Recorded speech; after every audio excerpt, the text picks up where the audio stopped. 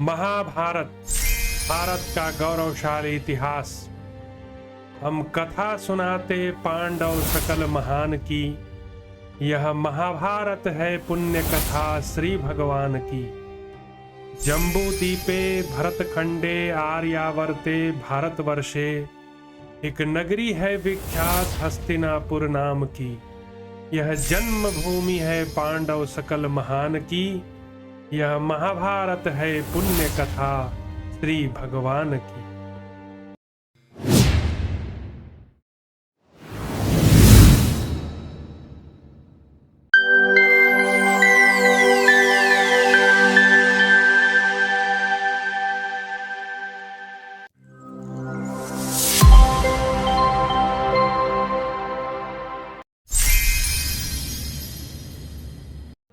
श्री रुक्मिणी कृष्णचंद्राभ्याम नमः। महाभारत भारत का गौरवशाली इतिहास। द्रोण पर्व। परशुराम जी का चरित्र नारद जी कहते हैं। संजय महातपस्वी शूरवीर वीर जनवंदित महायशस्वी जमदग्निनंदन परशुराम जी भी अतृप्त अवस्था में ही मौत के मुख में चले जाएंगे। जिन्होंने इस पृथ्वी को सुखमय बनाते हुए आदि युग के धर्म का जहां निरंतर प्रचार किया था तथा परम उत्तम संपत्ति को पाकर भी जिनके मन में किसी प्रकार का विकार नहीं आया। जब क्षत्रियों ने गाय के बछड़े को पकड़ लिया और पिता जमदग्नि को मार डाला, तब जिन्होंने मौन रहकर ही समरभूमि में दूसरों से कभी पराजित न होने वाले कृतवीर्य कुमार अर्जुन का वध किया था, उस समय मरने मारने का निश्चय करके एकत्र हुए 64 करोड़ क्षत्रियों को उन्होंने एकमात्र धनुष के द्वारा जीत लिया। उसी युद्ध के सिलसिले में परशुराम जी ने 14,000 दूसरे ब्रह्मद्रोहियों का दमन किया और दंतक्रूर नामक राजा को भी मार डाला। उन्होंने 1,000 क्षत्रियों को मूसल से मार गिराया, 1,000 राजपूतों को तलवार से काट डाला, फिर 1,000 क्षत्रियों को वृक्षों की शाखाओं में फांसी पर लटकाकर मार डाला और पुनः 1,000 को पानी में डुबो दिया। 1,000 राजपूतों के दांत तोड़कर नाक और कान काट डाले तथा 7,000 राजाओं को कड़वा धूप पिला दिया। शेष क्षत्रियों को बांधकर उनका वध कर डाला। उनमें से कितनों के ही मस्तक विदीर्ण कर डाले। गुणावती से उत्तर और खांडव वन से दक्षिण पर्वत के निकटवर्ती प्रदेश में लाखों हैहवंशी क्षत्रिय वीर पिता के वध से कुपित हुए बुद्धिमान परशुराम जी के द्वारा समरभूमि में मारे गए। वे अपने रथ, घोड़े और हाथियों सहित मारे जाकर वहां धराशायी हो गए। परशुराम जी ने उस समय अपने फरसे से 10,000 क्षत्रियों को काट डाला। आश्रमवासियों ने आर्तभाव से जो बातें कही थीं, वहां के श्रेष्ठ ब्राह्मणों ने भृगुवंशी परशुराम दौड़ो बचाओ इस प्रकार कहकर जो करुण क्रंदन किया था, उनकी वह कातर पुकार परशुराम जी से नहीं सही गई। तदंतर प्रतापी परशुराम ने काश्मीर, दरद, कुंती, क्षुद्रक, मालव, अंग, वंग, कलिंग, विदेह, ताम्रलिप्त, रक्षोवाह, वीतिहोत्र, त्रिगर्त, मार्तिकावत, शिबी तथा अन्य सहस्रों देशों के क्षत्रियों का अपने तीखे बाणों द्वारा संहार किया। सहस्रों और लाखों कोटि क्षत्रियों के इंद्रगोप, वीर बहुटी नामक कीट तथा बंधुजीव, दोपहरिया, पुष्प के समान रंग वाले रक्त की धाराओं से भृगुनंदन परशुराम ने कितने ही तालाब भर दिए और समस्त 18 द्वीपों को अपने वश में करके उत्तम दक्षिणाओं से युक्त 100 पवित्र यज्ञों का अनुष्ठान किया। उस यज्ञ में विधिपूर्वक 32 हाथ ऊंची सोने की वेदी बनाई गई थी, जो सब प्रकार के सैकड़ों रत्नों से परिपूर्ण और 100 पताकाओं से सुशोभित थी। जमदग्निनंदन परशुराम की उस वेदी को तथा ग्रामीण और जंगली पशुओं से भरी पूरी इस पृथ्वी को भी महर्षि कश्यप ने दक्षिणारूप से ग्रहण किया। उस समय परशुराम जी ने लाखों गजराजों को सोने के आभूषणों से विभूषित करके तथा पृथ्वी को चोरडाकुओं से सूनी और साधु पुरुषों से भरी पूरी करके महायज्ञ अश्वमेध में कश्यप जी को दे दिया। वीर एवं शक्तिशाली परशुराम जी ने 21 बार इस पृथ्वी को क्षत्रियों से शून्य करके सैकड़ों यज्ञों द्वारा भगवान का यजन किया और इस वसुधा को ब्राह्मणों के अधिकार में दे दिया। ब्रह्मर्षि कश्यप ने जब 7 द्वीपों से युक्त यह पृथ्वी दान में ले ली, तब उन्होंने परशुराम जी से कहा, अब तू मेरी आज्ञा से इस पृथ्वी से निकल जाओ और कहीं अन्यत्र जाकर रहो। कश्यप के इस आदेश से योद्धाओं में श्रेष्ठ परशुराम ने जितनी दूर बाण फेंका जा सकता है, समुद्र को उतनी ही दूर पीछे हटाकर ब्राह्मण की आज्ञा का पालन करते हुए उत्तम पर्वत गिरिश्रेष्ठ महेंद्र पर निवास किया। इस प्रकार भृगुकुल की कीर्ति बढ़ाने वाले महायशस्वी, महातेजस्वी और सैकड़ों गुणों से संपन्न जमदग्निनंदन परशुराम भी एक न एक दिन मरेंगे ही। सृजय, चारों कल्याणकारी गुणों में वे तुमसे श्रेष्ठ और तुम्हारे पुत्र से अधिक पुण्यात्मा हैं। अतः तुम यज्ञानुष्ठान और दान दक्षिणा से रहित अपने पुत्र के लिए शोक न करो।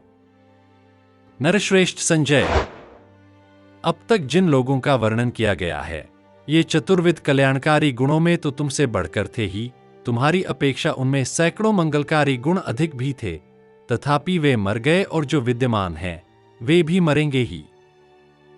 नारद जी का सृजय के पुत्र को जीवित करना और व्यास जी का युधिष्ठिर को समझाकर अंतर्धान होना।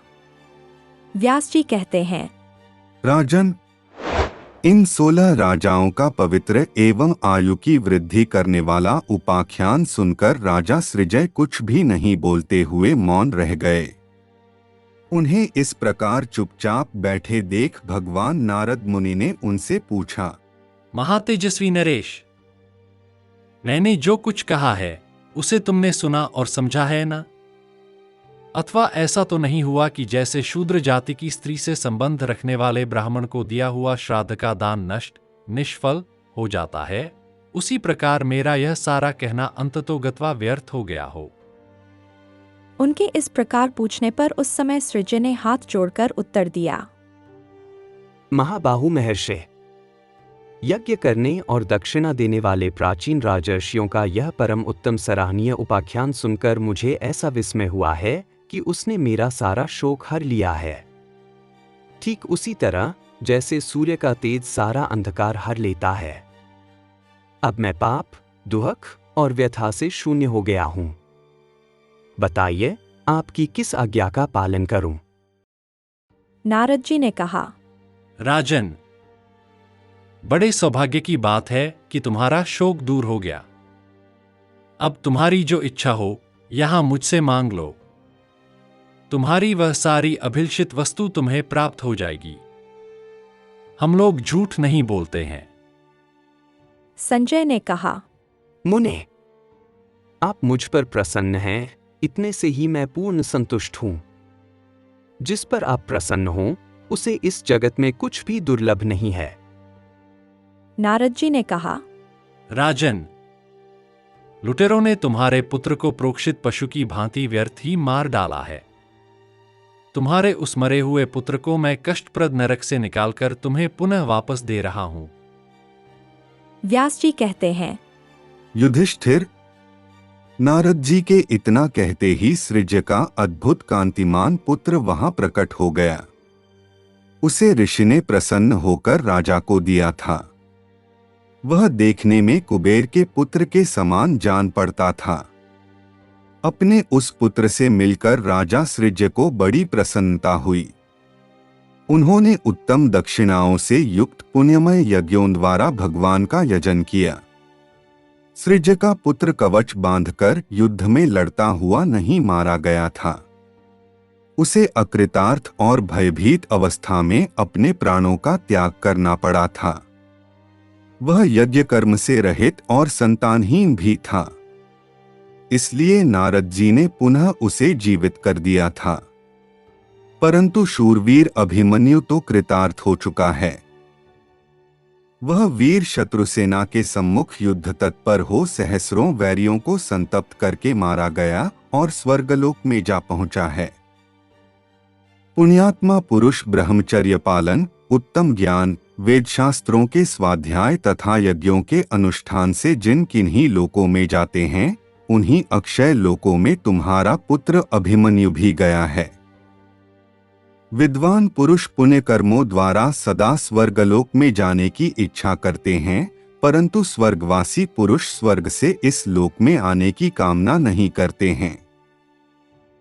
अर्जुन का पुत्र युद्ध में मारे जाने के कारण स्वर्गलोक में गया हुआ है, अतः उसे यहां नहीं लाया जा सकता।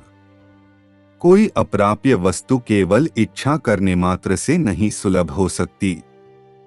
जिन्होंने ध्यान के द्वारा पवित्र ज्ञानमयी दृष्टि प्राप्त कर ली है, वे योगी निष्काम भाव से उत्तम यज्ञ करने वाले पुरुष तथा अपनी उज्ज्वल तपस्याओं द्वारा तपस्वी मुनि जिस अक्षय गति को पाते हैं, तुम्हारे पुत्र ने भी वही गति प्राप्त की है।